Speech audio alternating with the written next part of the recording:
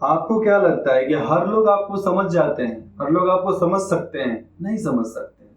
हर लोग आपका फायदा उठा सकते हैं, लेकिन आपको समझने की काबिलियत औकात उनके पास नहीं होती है। केवल वही लोग जो आपकी परवाह करते हैं, जब आप शांत होंगे तब भी वह आपको सुन और समझ सकते हैं। समझो कि आप परेशान हो, कहीं बैठे हो, वो कौन सा आदमी हो सकता है जो आपको शांत रहने के बाद भी आपका मन पढ़ सकता है, आपके बारे में जान सकता है कि भैया दुखी क्यों है, ये कारण क्या है, इसके दुख का कारण क्या है, इसके सुख का।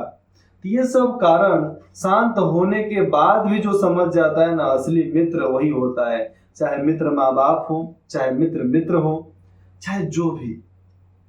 समझो कि जो आपको शांत होने के बाद भी आपको सुन समझ जाए, आप उनको कभी खोना नहीं, उनको कभी छोड़ना नहीं। आप हमारे प्रधानमंत्री की बात कर लें तो उनकी गलती क्या थी? घर घर शौचालय खुलवा दिए, ये उनकी गलती थी। सिलेंडर आज घर घर पहुंच रहा है, ये गलती थी। आग लोग जगह जला जला कर और फेफड़ा गंदा कर लेते थे, वो खत्म करके अब सिलेंडर से खाना बना रहे हैं, ये गलती है उनकी कि लोग उनको गाली देते हैं। जब प्रधानमंत्री हमारे देश के बाहर जाते हैं तो उनका मान सम्मान क्या रुतबा बढ़ता है। केवल वो मोदी जी का नहीं बढ़ता है, वो हमारे देश के वजह से उनका नाम बढ़ता है। मतलब उनका इज्जत होता है, मतलब हमारे देश का इज्जत होता है। उनका मान सम्मान होता है मोदी जी का, मतलब हमारे देश का मान सम्मान हो रहा है। और ये घटिया, हरामी, सुअर, दोगले किस्म के जो आजकल नेता लोग जो हैं, जो प्रधानमंत्री को गाली देते हैं, प्रधानमंत्री के काम को आप गलत बोल सकते हैं कि काम गलत किए हैं, लेकिन प्रधानमंत्री गलत बोल रहे हैं, प्रधानमंत्री को गाली दे रहे हैं, मतलब आप अपने देश को गाली दे रहे हो।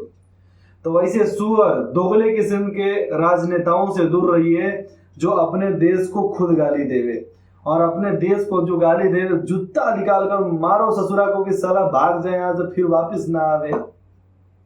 तो इस प्रकार का जुनून जज्बा रहना चाहिए। रैली हो तो रैली हो, चप्पल उठाकर मारोगे एकदम मुंह फूट जाना चाहिए चप्पल से। आप प्लास्टिक का चप्पल पहनो, नहीं काम चल, लकड़ी का चप्पल पहनो लतियाने के लिए, थुरने के लिए। क्योंकि जो अपने देश को गाली देवे ना, ऐसे ही मानसिकता हमारे देश को गुलाम बनाते हैं।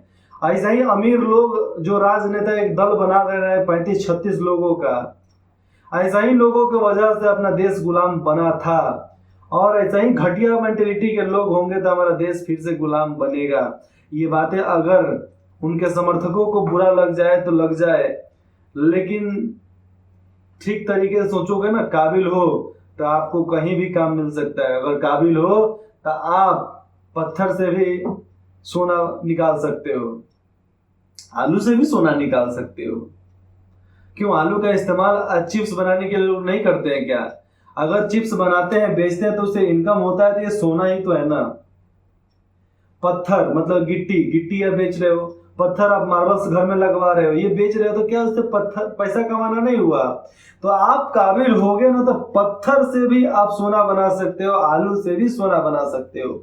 लेकिन बनाने की औकात होनी चाहिए ना, बनाने की विचारधाराएं होनी चाहिए ना।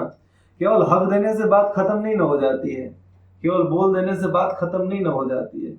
थोड़ी सी यहाँ पर अपशब्द मैं बोल रहा हूँ, लेकिन अपशब्द बोलने का कारण आपको ये बताना नहीं है कि समाज में बुराइयां चल रही है। हमें ये बताना है कि समाज में जो विचार, गंदगी का विचार जो सामने पड़ा है, इस विचार को हमें बदलना है, इस विचार को हमें ठीक करना है। और विचार को ठीक करने के लिए आपका साथ चाहिए, और आपका साथ ही है जो हर चीज को बदल सकता है।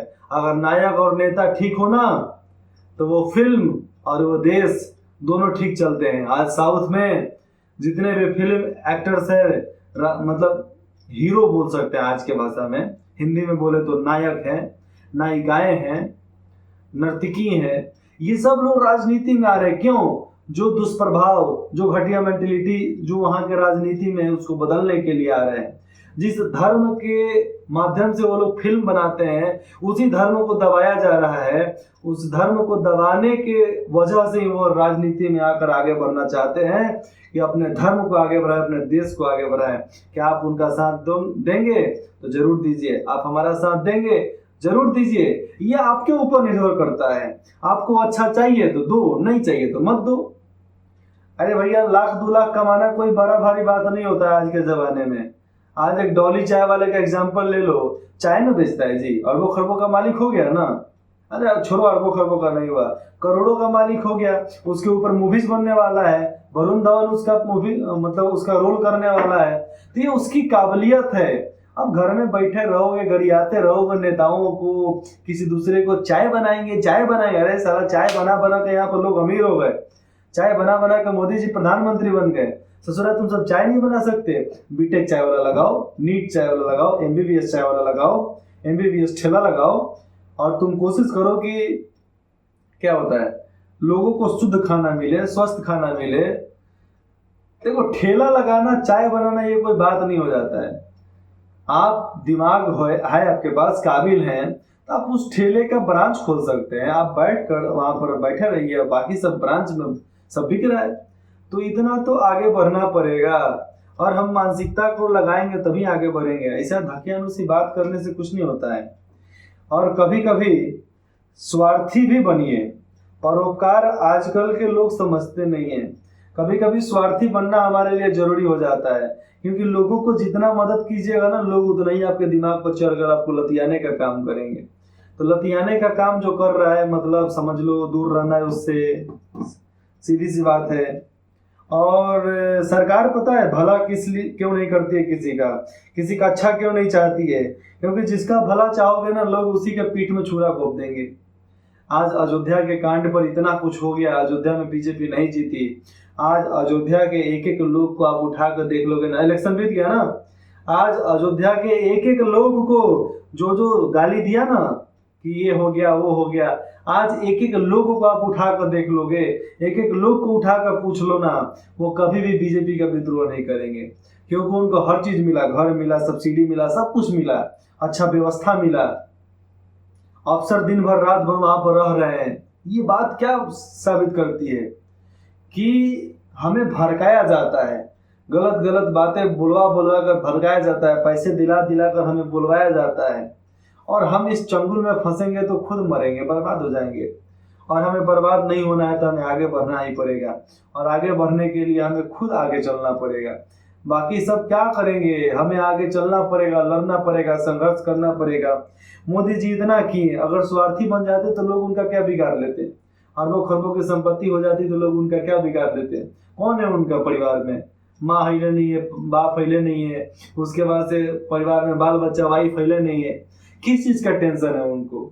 वो चाहते हैं कि इस देश की सेवा करते करते हम मर जाएं, इस देश का सेवा करते करते हमारा निधन हो जाए। क्या वो गलत चाहते हैं? क्या वो बर्बादी चाहते हैं? क्या देश का बर्बादी तो वो लोग चाहते हैं जो देश को बेच खाना चाहते हैं। बर्बादी तो वो चाहते हैं जो बहु बेटियों का बलात्कार करना चाहते हैं। देश की बर्बादी वो चाहते हैं क्योंकि उनकी सरकार आने के बाद लड़कियां 8 बजे के बाद घर से बाहर नहीं निकल सकती हैं। 8 छोड़ो, शाम को घर से बाहर नहीं निकल सकती हैं। क्या पता कौन किडनैप कर ले, कौन उठा कर लेके चल जावे, जिंदा छोड़ेगा कि नहीं छोड़ेगा। और ये लाजमी है कि लड़कियां लड़के रात को अगवा होते हैं तो वो जिंदा आने की उनकी संभावनाएं नहीं है, गारंटी है कि वो जिंदा नहीं लौटने वाले हैं। इसलिए परोपकारी नहीं बनने का, स्वार्थी बनो। अगर हम चाहते हैं ना स्वार्थी बनने के लिए, तो हम आराम से अपना गुजारा चला सकते थे। 1,00,000-2,00,000 कमाना हमारे लिए कोई बड़ी भारी बात नहीं है।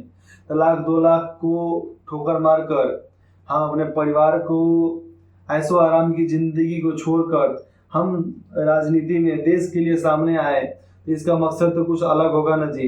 देश प्रेम, देश हित, ये भी मायने रखता है। देखो, देश प्रेम के लिए बहुत कुछ किया जा सकता है। आर्मी में जाया जा सकता है, सेल्फ डिफेंस हो सकती है, आप पढ़ाई लिखाई करके कुछ बन सकते हो। देखो, पढ़ाई लिखाई करके समाज को बदला नहीं जा सकता है। राजनीति ही है जो समाज को बदलने में माध्यम होता है। इसलिए राजनीति में आया, मैंने खुद को लाया कि हम समाज को बदलेंगे, समाज की विचारधाराओं को बदलेंगे। और डिफेंस की बात तो होता है ना, डिफेंस में पैर थोड़ा चौड़ा होता है तो नहीं सिलेक्शन होता है।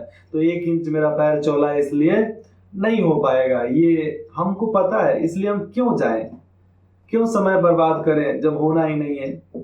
हम रिश्वत देने के खिलाफ है भैया। हमसे अगर कोई रिश्वत मांगेगा ना, कोई भी बड़ा अधिकारी होगा, चमेट मार देंगे उसी समय, लतिया देंगे उसी समय हम उनको। बाद में जो होगा देखा जाएगा, लेकिन हमसे मांगोगे तो लतियाने में पीछे नहीं हटते हैं हम। इसलिए आपको बता रहे हैं कि हम इस देश, हम इस भारतवर्ष पे, हम इस भारत की मिट्टी पर जन्मे हैं, तो हमें लड़ना, हमें संघर्ष करना आना चाहिए। आप जगो, उठो, लड़ो, हमारा साथ दो, हम भी आपके साथ देने के लिए तैयार हैं हमेशा। आप हमारा साथ देंगे कि नहीं देंगे, ये सब आपके ऊपर निर्भर करता है। देश के साथ आप होइए, देश के लिए जीना है, देश के लिए मरना है, ये कसम खाइए और ऐसे ही आगे बढ़िए। जय हिंद, जय बिहार।